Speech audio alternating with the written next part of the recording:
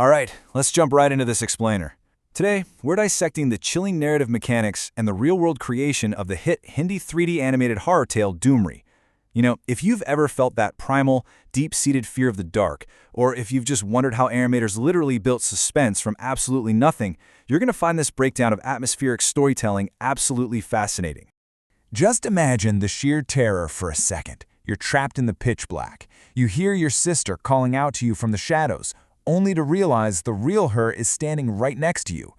Diddy, why is your voice coming from both sides? I mean, wow, that single line completely hits the nail on the head, doesn't it? It perfectly captures the core psychological horror we're looking at today. It's not just some random monster in the dark. It's a monster that takes your ultimate sanctuary, the voice of your protector, and turns it right around into a weapon against you. So, Section 1, A Storm in Igatpuri. Let's head back to the beginning to see exactly how this tension is built, watching how the story sets up this perfectly serene scene, only to completely shatter it. The pacing here, absolutely ruthless. What starts off as just your average, everyday 5 p.m. chore up in the serene mountains of Igatpuri rapidly nosedives into total chaos. We've got Doomri and her little brother Anuj simply herding their cows, Gaura and Moti.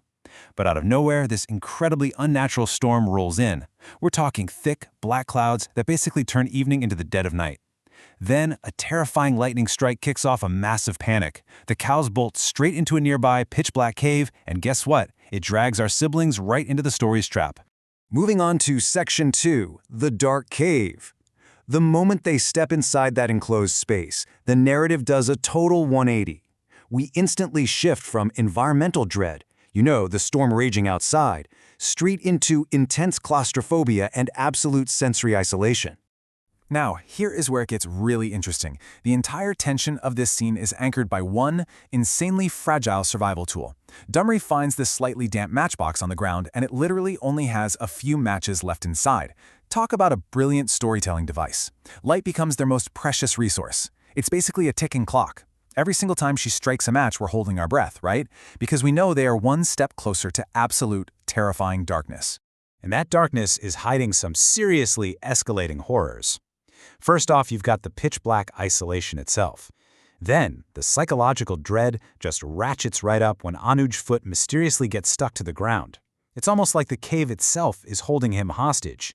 But the real kicker, the gruesome discovery of Gaura, one of their cows, found dead. That instantly establishes the lethal stakes here. But, crucially, Doomri figures something out. Whatever is lurking in that cave with them, it absolutely fears the light of her match.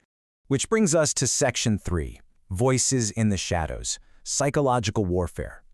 The true terror kicks in when this monster stops relying on just the dark and starts using targeted psychological warfare against the little brother. This is just a masterclass in the horror trope of mimicry. On one side, you have the real Doomri urgently whispering, "Anuj, stay there, I'm coming." But literally at the exact same time, echoing from the depths of the cave, the unseen monster perfectly mimics her voice, saying, "Anuj, come inside here." No way, right? It's a terrifying auditory hallucination perfectly designed to lure her vulnerable brother deeper into the dark. It absolutely forces the characters and us as the audience to second-guess our own senses. Now for Section 4, the final match, a desperate escape. With this unseen threat closing in from all sides and actively trying to split the siblings up, we hit the story's climax, and it all hinges on a desperate, incredibly high-stakes escape plan. So, let's break down Doomri's tactical retreat. She doesn't just panic, she comes up with a split-second plan. Step 1, scare the monster back with the light. Step 2, physically push Anos toward the exit. And Step 3, sacrifice the final match. It is a brilliant showcase of her raw protective instincts. She is putting her brother's escape above absolutely everything else, taking their only defense mechanism and turning it into an offensive shield. But hey, this is horror, right? It's all about complicating the escape. Just as they're inches from the exit, a massive thunderclap rips through the air and absolutely terrifies their surviving cow, Moti, causing her to just freeze up. And in that exact moment of hesitation, the monster is back. Now there is literally only one matchstick remaining. The tension is absolutely off the charts at this point.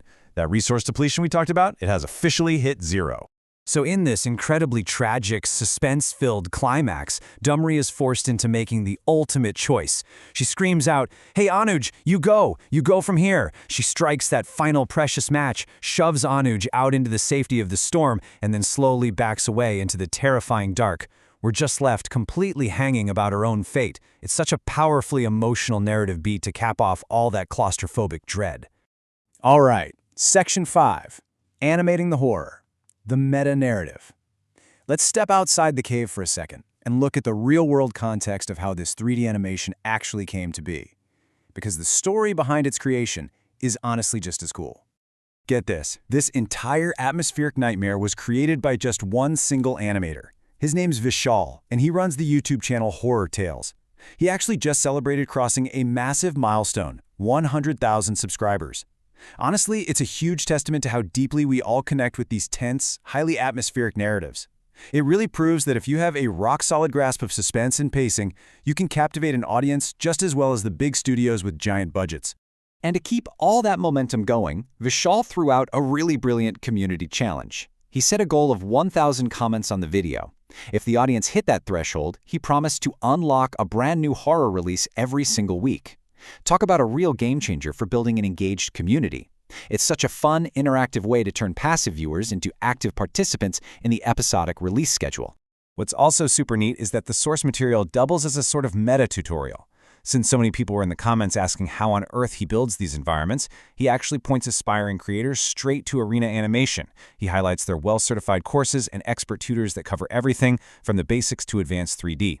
So he's not just out here telling scary stories, he's actively handing his audience the exact educational tools they need to go out and build their own terrifying 3D worlds. How cool is that? Well, that brings us to the end of today's explainer. But before we wrap up, I want to leave you with one final provocative thought to chew on. Did Doomri actually manage to survive the darkness of that cave with her cow Modi? Or is the true horror of this entire tale the unseen monsters that perfectly mimic the people we love and trust the most? Definitely something to think about the next time you find yourself all alone in the dark.